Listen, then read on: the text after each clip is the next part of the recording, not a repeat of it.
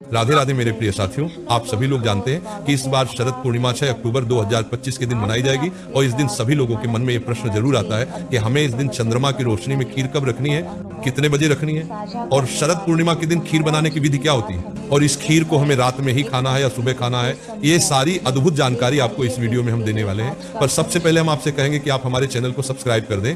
साथियों, शरद पूर्णिमा की रात्रि में जब चंद्रदेव दर्शन देते हैं तो उस समय ऐसा माना जाता है कि अमृत की वर्षा होती है और उस अमृत को इकट्ठा करने का मात्र एक ही तरीका होता है कि शरद पूर्णिमा को हम अपने घर में खीर बनाकर उस खीर को एक पत्र में भरकर उसे चंद्रमा की रोशनी में रखते हैं। फिर इस खीर के अंदर अपने आप ही अमृत वाले गुण आ जाते हैं और इस खीर को फिर जो भी खाते हैं उनके शरीर में कोई भी रोग और बीमारी होती है तो वह दूर हो जाती है।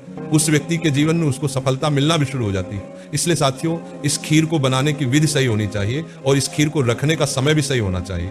इन दोनों ही बातों का आपको विशेष रूप से ध्यान रखना है। अगर आप लोग भी शरद पूर्णिमा के दिन अपने घर की छत पर या चंद्रमा की रोशनी में ही रखने वाले हैं तो साथियों, अब हम सबसे पहले ये जानते हैं कि ये खीर आखिर आपको बनाने किस चीज की है। तो देखिए, शरद पूर्णिमा के दिन जो खीर बनाई जाती है वह चावल की बनाई जाती है और इसमें शुद्ध देसी गाय के दूध का इस्तेमाल किया जाता है और इस खीर के अंदर आप चाहे तो शक्कर या गुड़ का प्रयोग भी कर सकते हैं। इसके अलावा लौंग, इलायची, केसर, बादाम जो भी आप अलग से डालना चाहे वो डाल सकते हैं। और खीर को बनाते समय शुद्धता का विशेष रूप से ध्यान रखना, क्योंकि इस खीर का भोग हम पहले भगवान को भी लगने वाले हैं।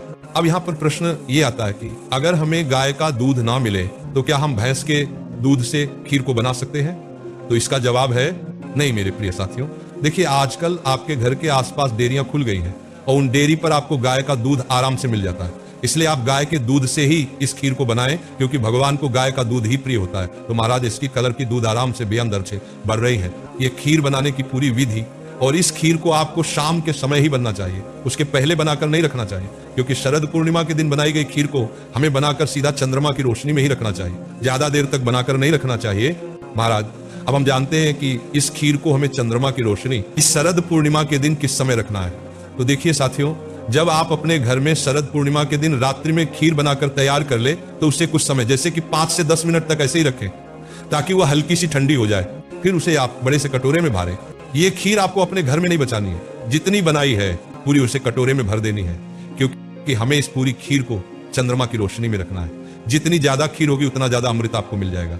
तो आप ये मानकर चलें कि अमृत की ज्यादा वर्षा रात में 10 बजे के बाद से होती है। हालांकि ऐसा कुछ समय निश्चित नहीं है, पर 10 बजे के बाद से चंद्रमा की रोशनी अच्छे से पूरी पृथ्वी पर फैलना शुरू हो जाती है। इस वजह से आप अपनी खीर को लगभग शाम को 7-8 बजे बनकर तैयार कर लें और उसके बाद रात्रि में 10 बजे के बाद शरद पूर्णिमा के दिन आप अपनी खीर के कटोरा को बाहर लेकर आ जाए। अब देखिए, यहाँ पर कुछ लोगों के खुद के घर होंगे, कुछ के किराए के घर होंगे, कुछ मल्टीस में रहते होंगे, तो आपको अपने इस खीर के कटोरा को बस ऐसी जगह पर रखना है जहां पर चंद्रमा की रोशनी काफी समय तक रहे। जैसे कि आप अपने घर की छत पर इस खीर के कटोरा को रख सकते हैं या घर के आंगन में भी रख सकते हैं या अपने घर की खिड़की या दरवाजे के पास में भी रख सकते हैं। जहां पर चंद्रमा की रोशनी आ रही हो वैसे इस खीर को चांदी के कटोरे में रखा जाता है। पर अगर आपके पास ये ना हो तो आप अपने घर में जो भी स्टील का कटोरा हो उसके अंदर भी खीर रखकर चंद्रमा की रोशनी में रखते हैं। अब महाराज, सबसे जरूरी बात आती है कि शरद पूर्णिमा की रात में चंद्रमा की रोशनी में रखी हुई खीर को हमें कितनी देर रखना है और खीर को कब खाना है। महाराज, इस खीर को कम से कम आपको 1 घंटा चंद्रमा की रोशनी में रखना चाहिए और जो भी लोग पूरी रात भर के लिए इस खीर को चंद्रमा की रोशनी में रख सकते हैं तो और ज्यादा अच्छा है। और जब आप इस खीर को चंद्रमा की रोशनी में रखें तो खुले में आपको नहीं रखना है। इस खीर के कटोरे के ऊपर आप पतला सा जाली वाला कपड़ा ढाक दे या कुछ ऐसी व्यवस्था करें जिससे कि चंद्रमा की रोशनी खीर के अंदर जा सके, क्योंकि जाली वाले कपड़े के बीच से आराम से चंद्रमा की रोशनी खीर तक पहुंच जाएगी। क्योंकि अगर अपने खुले में खीर रख दी तो बिल्ली उस खीर को खा जाएगी और फिर आप इस खीर का सेवन नहीं कर पाएंगे। साथियों, अब आप इस खीर को 1 घंटे चंद्रमा की रोशनी में रखने के बाद इस खीर का सेवन कर सकते हैं।